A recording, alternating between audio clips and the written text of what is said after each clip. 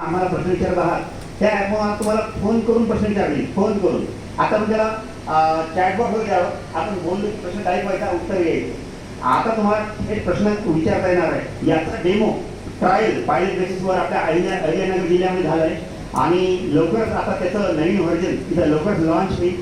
यामध्ये सगळ्या प्रकारची माहिती आहे, हवामान आहे किंवा बाकीचे जे काही महत्त्वाचे संदेश आहे ते यामध्ये हवामानाचे संदेश सुद्धा येणार आहे.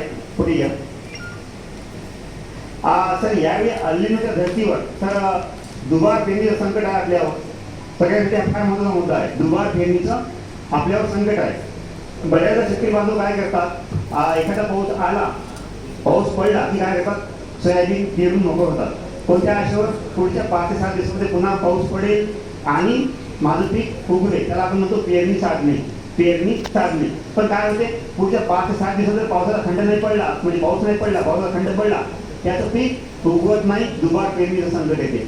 तर यावेळी कृषी विभाग एक विशेष दक्षता आम्ही अशी घेत आहोत सर, की आपल्या जिल्ह्यामध्ये त्या भागामध्ये 80 ते 100 मिलीमीटर पाऊस झाल्यावरच पेरणी करा तुमच्या भागामध्ये, असा आम्ही व्हॉट्सअप ग्रुपवर संदेश देणार आहोत. वेगवेगळ्या माध्यमाद्वारे संदेश देणार आहोत. आपल्या 1500 गावचे व्हॉट्सअप ग्रुप आहेत शेतकरी बांधवांचे. यामध्ये आपल्या जिल्ह्याचे जवळपास 1.5 लाख शेतकरी आहेत आणि महाविस्तार ॲप आपल्या शेतकरी बांधवांनी जवळपास 1,33,000 शेतकऱ्यांनी डाउनलोड केले महाविस्तार ॲप.